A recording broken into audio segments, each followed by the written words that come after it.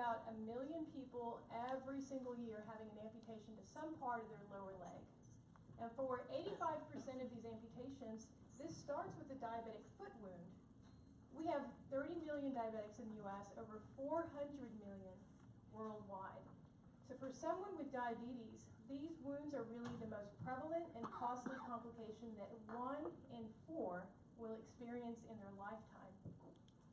So how do we change these numbers? Well, there's 2 ways to do it. One is we cure diabetes. That's not what we're working on. So, but the other is to really focus on the diabetic foot. What if we could actually pick up on these problems, the diabetic foot complications, before it became such a big problem? If you think about, what if we could just scan the skin, and when the earliest warning signs of these injuries appear, we tell them about it.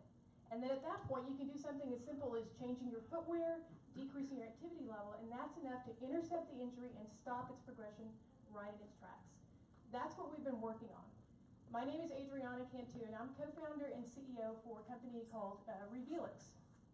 I'm also board certified as a wound care specialist. So we're developing imaging software that's targeting early detection of skin complications.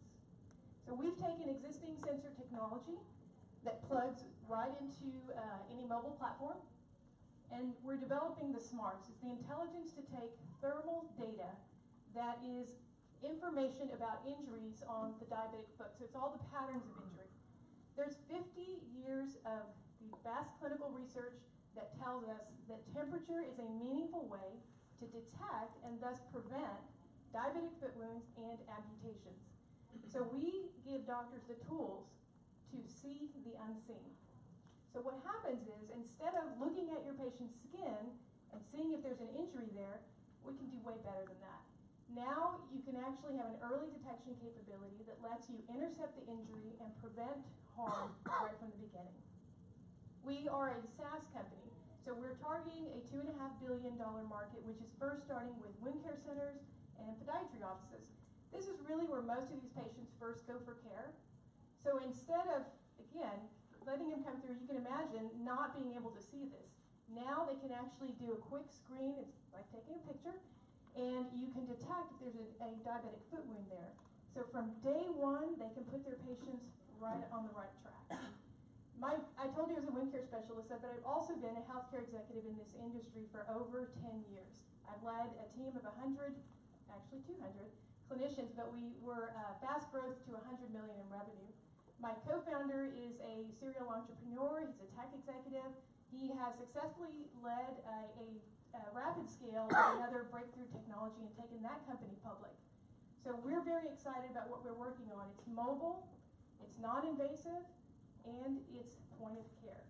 So we're looking for, right now actually, so where we are, we have a prototype. We have ourselves patent pending, and we have our medical partner actively taking pictures right now, images of the diabetic foot population. So we're building up our initial database and algorithms. So we're looking for the next phase. So any of you who have contacts in the wound care center or podiatrists that you think would be interested in working with us, we think it's pretty cool to save limbs, save lives using mobile capabilities. We are Revealix, and we're helping people to see the unseen.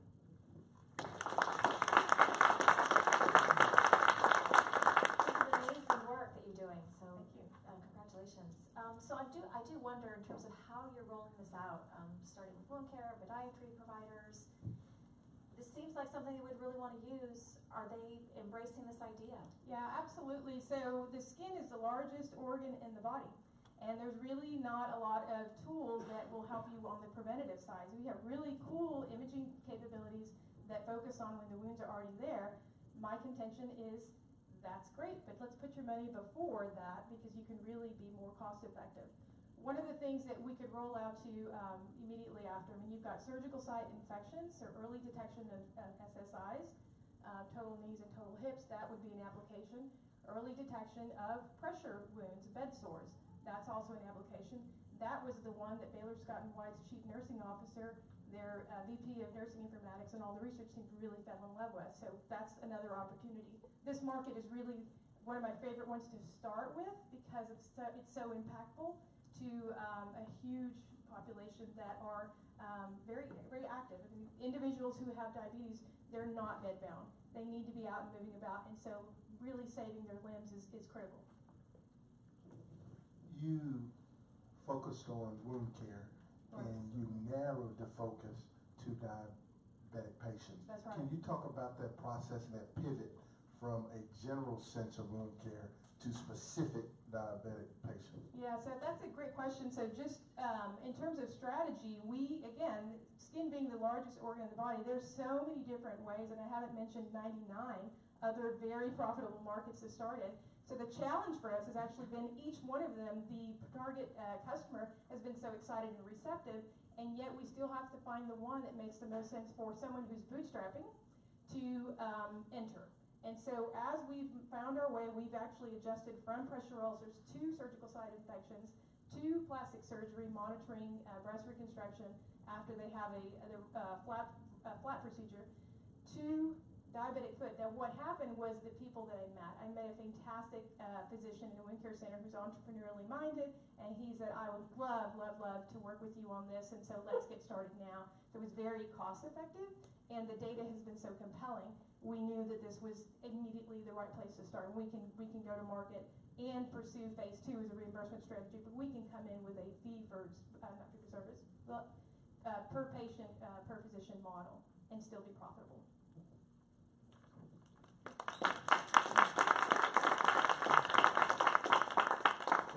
As Irene comes up, you will be able to ask a question at the very end. So we're going to line up all our speakers and do a lightning round real quick with them. Hi everyone. My name is Irene Brinker, and I am co-founder and CEO of HealthTech. We're on a mission, and that mission is to save lives, especially of those that don't necessarily know that they need saving. And what I mean by that, 1 out of every 3 deaths in the United States every single year is cardiac related. 40% of these are undiagnosed. 40%. That's over 800,000 people every single year who are dying without knowing that they have anything wrong with them. Now, half of those, they come from a blood clot that travels through the heart, and there's nothing that we can do. The other half come from a piece of the heart unexpectedly dying because it's lacking oxygen.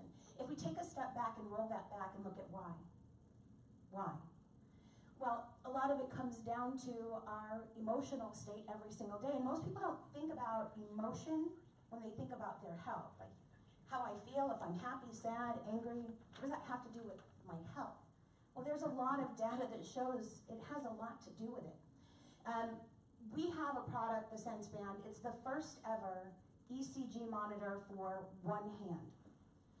Actually, the patent is for one limb. So whether it's from a hand or if someone's missing a hand, it could be from a leg or an ankle.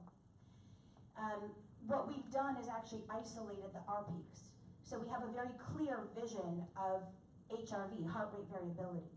What we've recognized is with negative emotions, erratic HRV, that sends a signal to the brain releasing adrenaline and cortisol, which put us in fight or flight mode.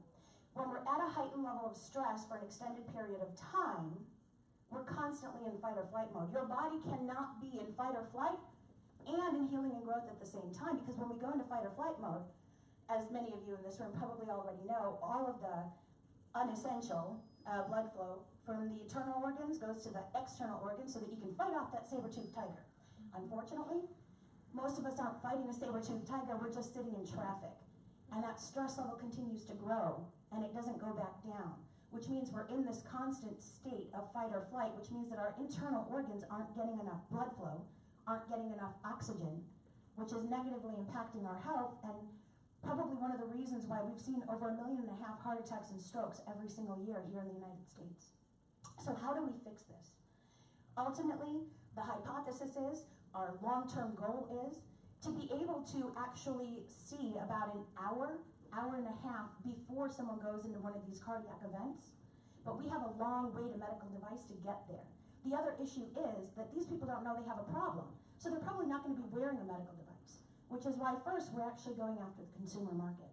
Our mission is to create really cool wearable technologies that people want with a side effect of potentially life-saving diagnostic tools. The first release, SenseBand, is coming with an app. I've been doing a test throughout this time. It's probably going to show a little bit of anxiety here in a minute. But this app actually uses that HRV through our cloud-based interpretation system, reading the ECG to the HRV to actually read the emotions, right? The way that it collects that data is through this wearable. And what we're actually doing is showing people something that looks like this. Very consumer friendly. It shows you my emotions that I'm looking at are fulfilled and anxious.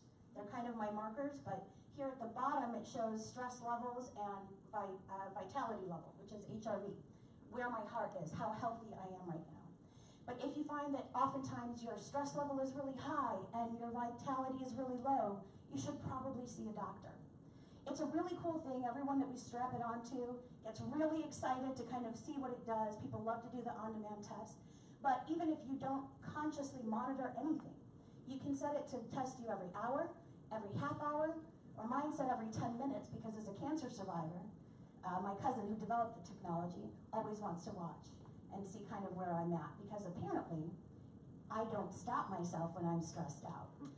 But because of the social network that we've put in here, it actually is gamified stress for me because I get the same alert that he does that my stress is over a certain percentage.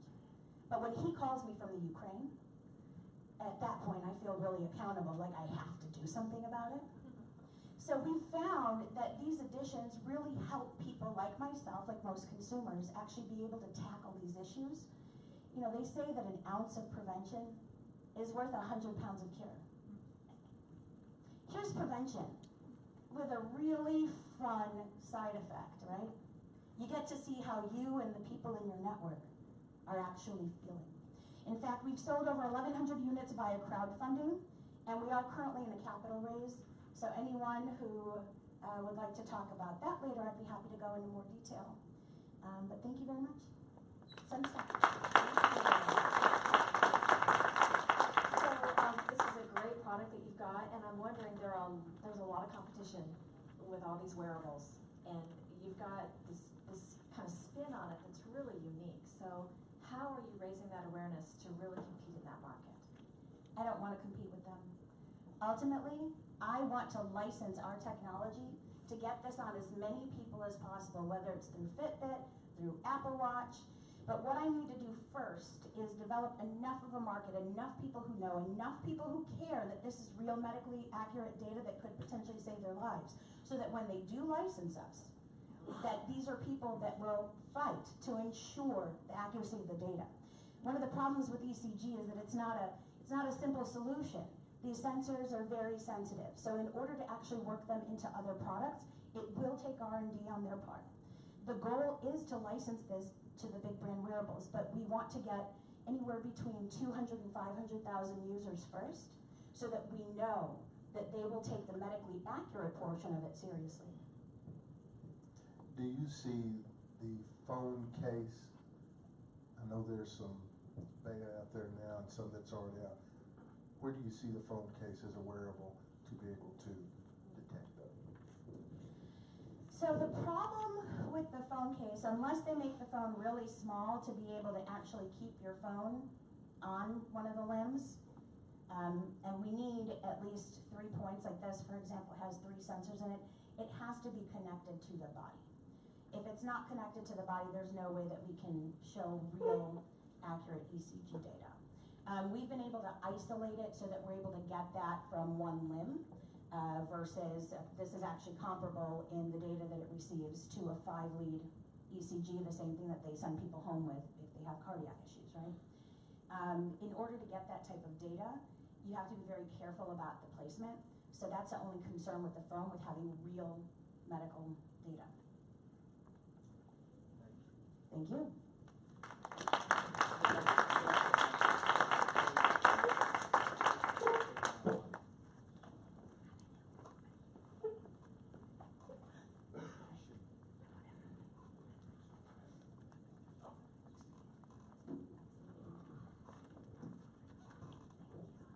Good morning.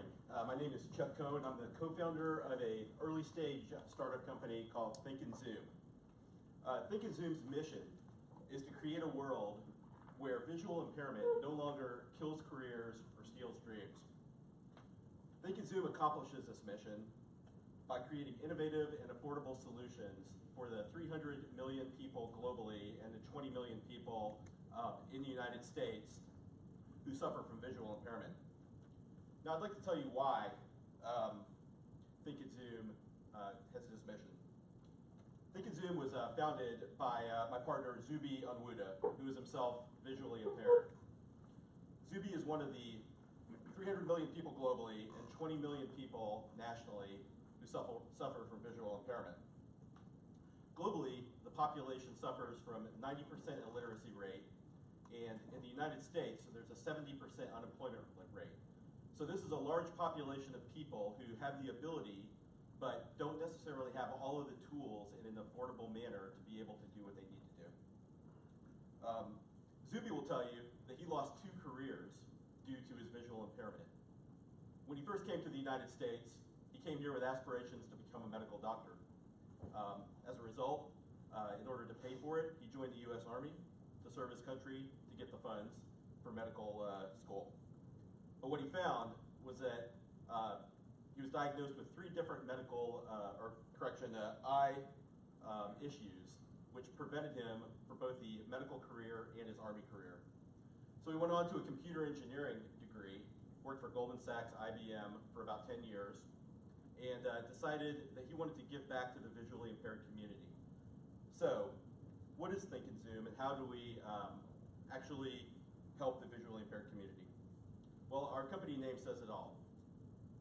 We've developed technology to allow the visually impaired people in the country to be able to use our device to think and then to zoom in and out of objects.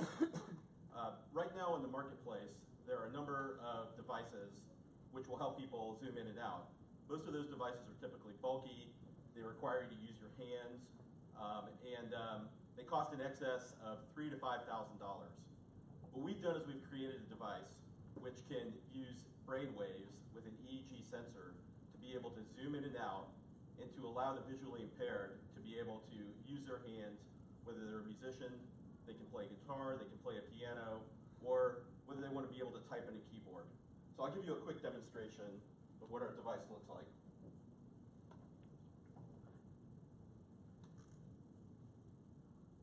So we strap it on the head here, the ear, and what it'll do is it'll read the EEG, the brain waves from your head, and then just with a simple smartphone, you can use this to zoom in and out of objects. So with my mind, our app will allow you to read. For example, I can read the Capitol Factory in the back of the room. So if I were visually impaired, I may not be able to see that, but by thinking and allowing this device to zoom in and out, I can now read different things to correct for my visual impairment. If you have any questions, you can go on thinkandzoom.com to see a better demonstration of the device and to see how it works. Thank you. Thank you. This is great stuff. And I do wonder, how are you introducing it to the market? How are you rolling this out? So what we've done is we're an early stage startup. We've just completed our prototype. As an example, last week we went to the National Federation for the Blind, and they had a meetup here in Austin, and we were able to test our device with various users.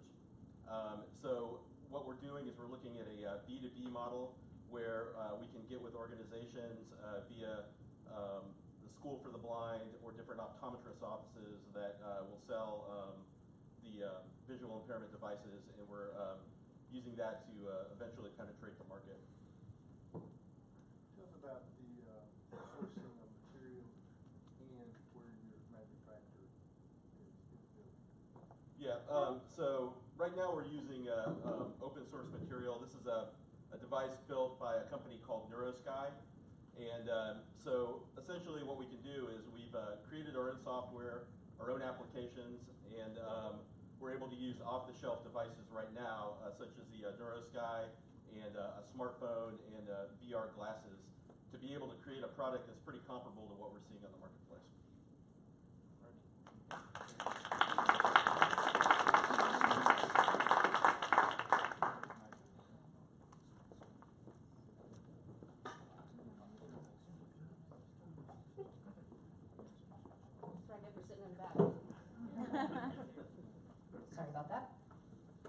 My name is Jean Ann Booth, and it's a real pleasure to be here with you guys today. I am the CEO and founder of Unaliware, and it all happened, well, let me back up even more than that. After my previous startup companies sold to Texas Instruments and Apple, I started Unaliware because my mom was turning 80. She'll be 84 this month, so you know how old we are. She wasn't willing to wear today's emergency alert products because they're ugly. They're limited to use in the home unless they're tethered to a smartphone, which she doesn't want, and she doesn't have because she doesn't want it. And that big help button, you know the one? Help? It's socially stigmatizing. Now, my mom is a model, and when she told that to me, when she said, "Don't you get that from me? I'm not wearing it," I was kind of like, oh, wow, I haven't seen that look since I was a teenager, which wasn't all that long ago, but it was still a bad look. So I went away and I said, hey, look, you know, I'm a nerd's nerd. I'm an engineer. I wouldn't wear the damn button. Why would I expect my mother, the model, to wear the button? In the interim, we've done focus groups with over 400 folks across the U.S., mostly ranging in age from 75 to 95. And it was the focus groups who first call us a wearable OnStar for people, because we provide discreet support for falls, medication reminders, and a guard against wandering with Guide Me Home assistance. Using an easy speech interface, all you do is talk to it, and it talks to you. Now, my mom talks to her watch by the name Fred Astaire. What time is it? Some of you guys heard Delina's watch, because they're all named after my mom's Fred Astaire. So the watch talks to you, and you talk to it. Now, what I didn't know when I was doing those focus groups is that in today's traditional personal emergency response market, which is what we are, there are less than 12% of people who choose to wear or use any of those devices, including passive monitoring systems in the home. So my mom is entirely normal because she's one of the 88%. 88%. 17 million people in the U.S. above the age of 75 living independently. 88% of them choose to use nothing. So, the focus groups told us that there are 4 things that they really love about our Kanega watch. The first is that, thanks to our patent-pending battery system in the band, you simply take the battery off, put it on the charger, take one from the charger, put it on the band. You never have to take your watch off to charge, which means that it's there to help you when you need it. We'll get to that in a second. Second, it's good looking. Nobody knows that you're actually wearing a medical assistive device, but make no mistake, it is a medical assistive device. Third, because it is completely waterproof, you can wear it 24/7. And finally, there's our tagline, which is extending independence with dignity. And what that means is that we understand the number one fear people have about getting older is losing control over their own lives. So, even though I buy a Kanega watch for my mom decides whether or not I get notified when emergency services are contacted on her behalf. She decides whether or not I get notified if she skips meds. All I really care about is when she gets in trouble, she gets help. So the difference between this and the button is that when you press the button, your kids show up and they take away your car keys. And you press it again, and your kids show up and they move you out of your home. So above all, don't press the damn button. That's the thing I'm trying to get rid of. Now inside the watch, we combine cellular, Wi-Fi, GPS, Bluetooth low energy for hearing aids and telemedicine devices, a 9-axis accelerometer for automatic fall detection, and of course that continuous speech to provide a 24/7 active medical alert in combination with artificial intelligence that learns the wearer's lifestyle. So think like a Nest thermostat, except for people. This allows us to provide predictive, preemptive support 24/7. Now when it comes to the competitive space of wearables and everything, the one thing that you always want to ask is, well, why not an Apple Watch? Why not a Samsung Gear? And it's this. Number one cause of injury death is falls. Majority of falls happen in the bathroom.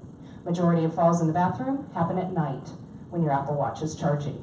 We can make a phone call for an hour on our Kanega watch and still monitor you for another 36 hours. We are in the market this month, very happy to say, and thank you. And you'll be able to find us through the traditional channels for personal emergency response system products. We are up and running at 3 of the largest medical alarm call centers in the United States. Thank you, guys. Congratulations. I did want to ask, it sounds like you're taking this to market, you're rolling it out. What's next for your company and what you're trying to achieve? Next. So what's next? Actually, a couple of things. We have this current watch is 3G.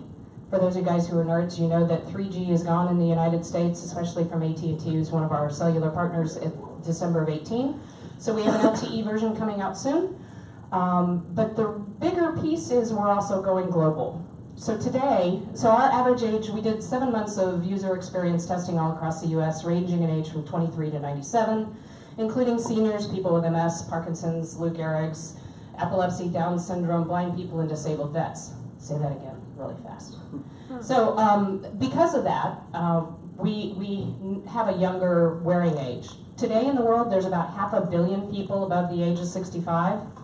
By 2030, there's going to be 1 billion above the age of 65.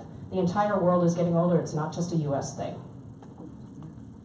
Talk about a pivot that really paid off on this journey you've had with, A pivot. So I guess the one that really paid off the most was this. So you can see my watch. You can see it because it's a very bright white on black display, which was a really, really important thing because in the older demographic, 38% of those above the age of 80 have at least some form of age-related macular degeneration, including my mom. And so the watch that we made actually had this super low power, wonderful display that was black on gray. And we did I don't know how many, 4 or 5 rounds of prototypes with that display.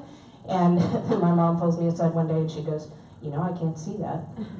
And I was like, well, no, Mom, because she didn't tell me.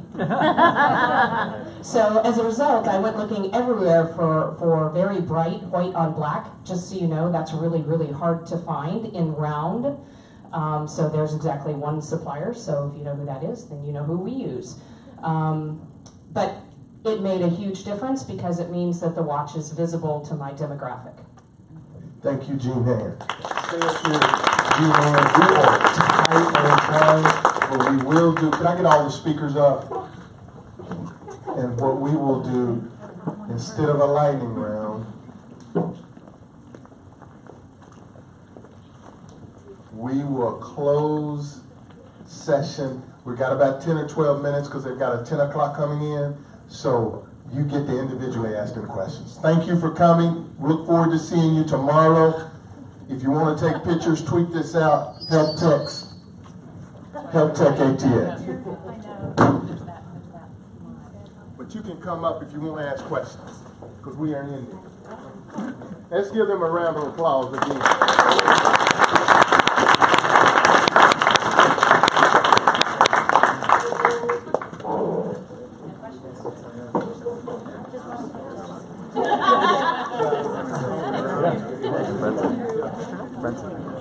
Nice to meet you. Heading back to Dallas. What time? Now? Oh, really? Oh,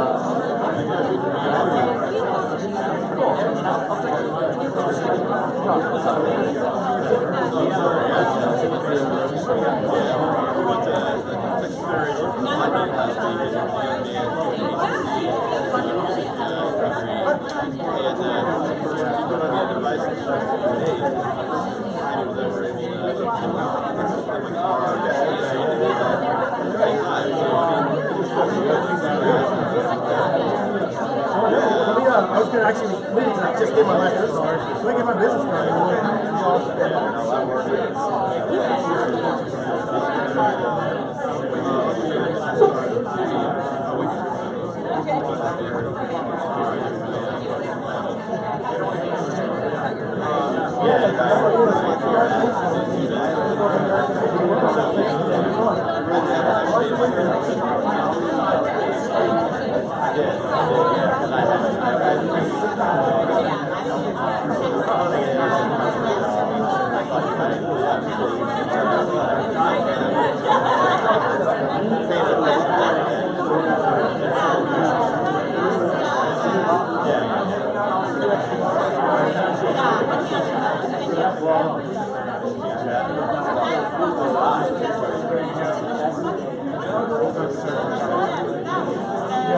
events coming up? You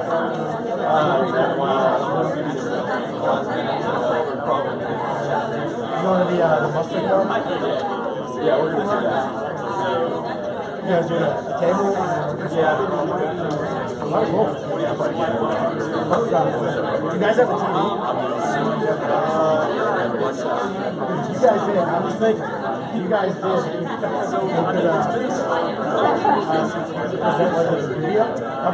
That'd be amazing.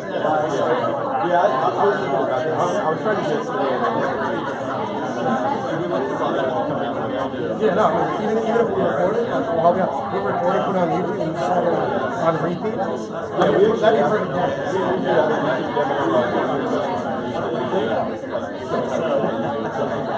That'd be awesome.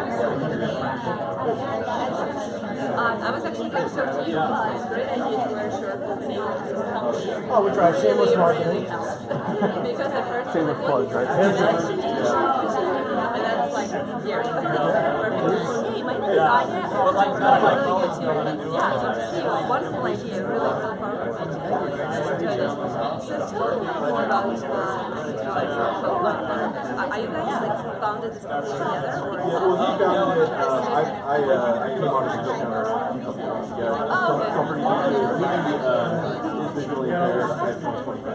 Yeah, I looked him up. Yeah. So he, you know, like I said, he had kind of a couple of careers that he couldn't do because of his eyesight. Computer engineering, major working for IBM for 2 years. Yeah. So really, that became part of his organization. Decided to use a lot of his software. That's wonderful. So my name is Aya. I said I represent the Special Incubator. So what we do here is we focus exclusively on more entrepreneurs and So because you mentioned startup 50, that's He's actually from Romania right now. So I'm assuming he was born in Nigeria. he was born in Nigeria. Okay, perfect. Wonderful. So since you guys have an early stage, you have more forward therapy or make more match with what we already do. And we're listening to the right thing to see the focus exclusively.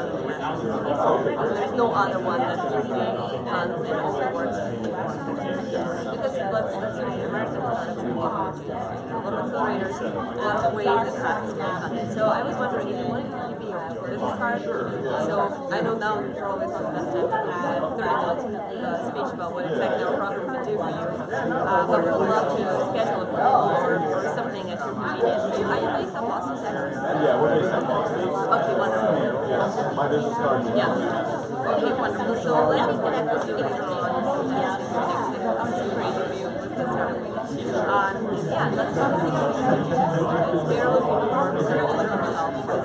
we're looking for I should introduce you to one of the MBA classes here. Christine Lasbridge.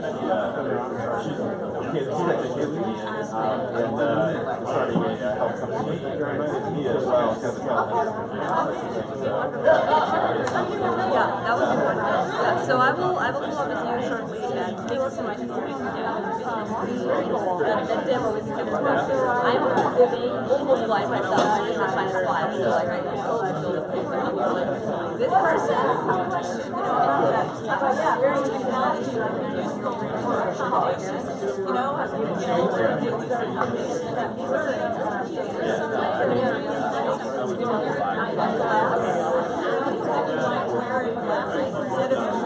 Yeah, so our device actually, we do is, right now it's early stage, we're taking a cell phone and VR glasses, and so you're free to use your hands and do whatever you want. So that's our initial approach, to be able to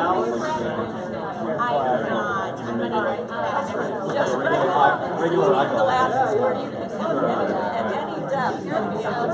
Technologically, we're not there yet, but yeah, absolutely. What we're seeing is that with the older population, no way I would get that. but if it's something you put on your head, Yeah, exactly. Right, oh my God, right, yeah. Tell what I was wanting to look at.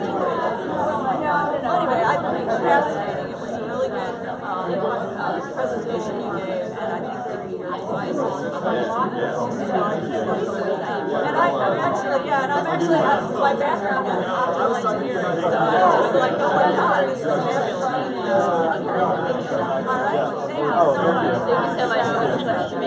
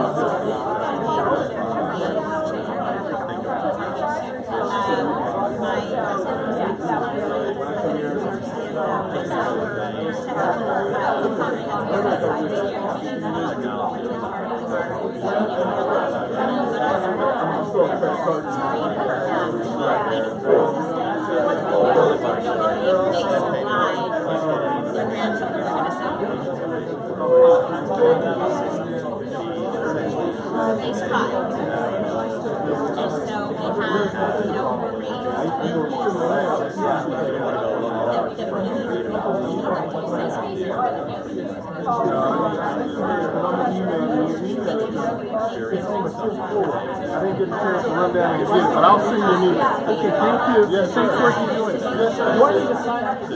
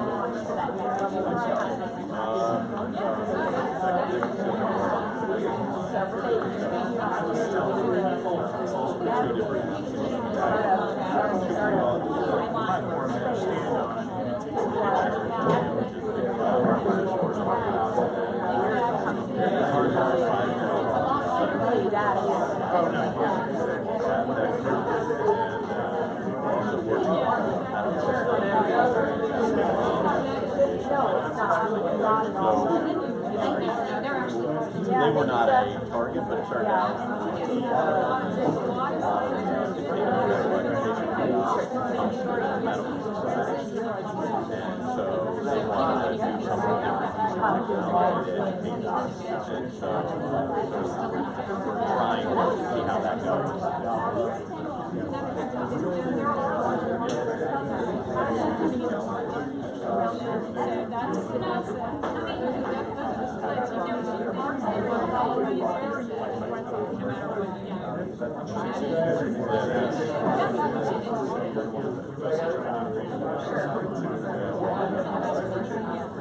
What do you do?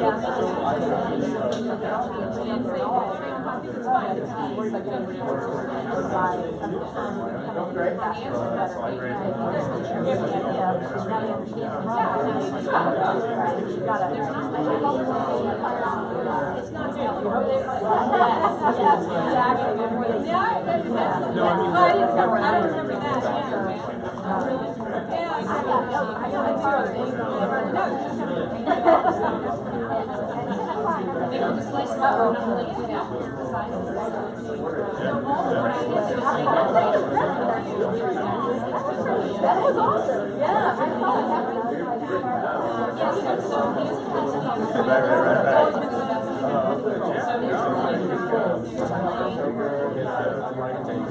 that. I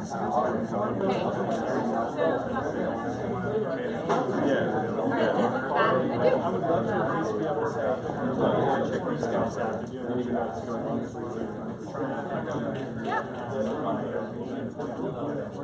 Are you here? Yeah, fair enough. Where'd you move from? Okay.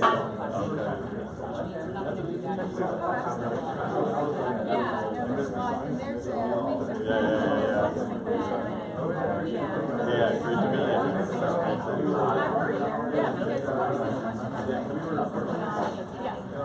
So I know, I mean, I wouldn't have been able to publish it, but I know,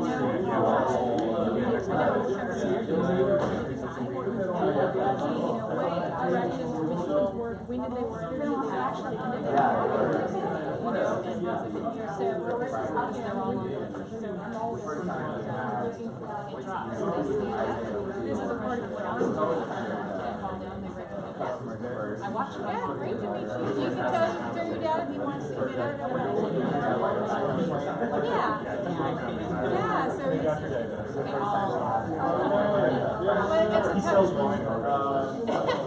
That's not bad. I'll meet him there. Yeah, no, it's one of those things.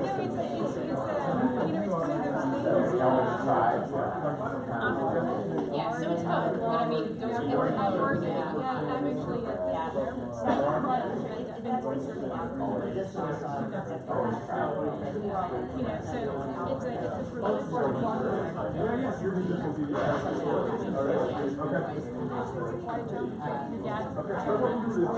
I got my own story. Yeah, so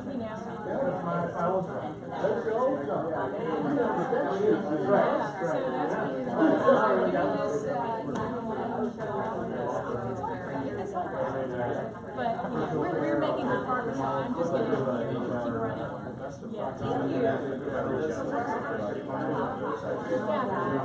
Yeah, I would like to thank you for this.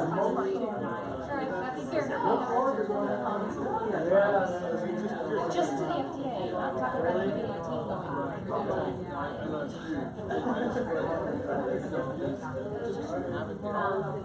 team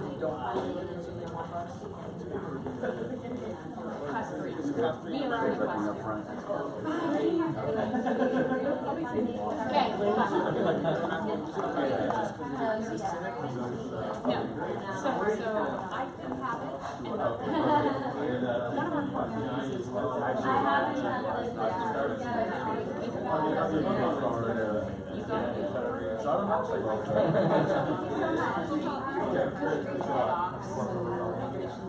in tiny print that says, none of these things cause alarms in the ears of non-medical.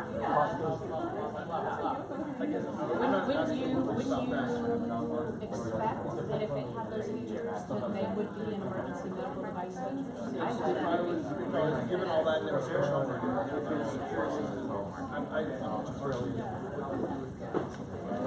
Why would I spend the money to actually put it in a device? Okay, so I wouldn't. I'm just telling you. you might think you could upgrade later or something like that. No, I know it only launched because the technology is going to be completely different by the time I get around to actually being able to put that in where I can afford to know what it's done. Nice to meet you. It sounds like on the FDA stuff, you've gotten a lot further than me, and we're. I've got a lot of great FDA contacts. Really? Yeah. So we're members of Startup Health Accelerator. It's a virtual accelerator out in New York. If you guys, I recommend it. I recommend it highly. It's been instrumental in what we've done, and I'd be happy to introduce you to those guys. That would be amazing. Because I'm just an engineer, right?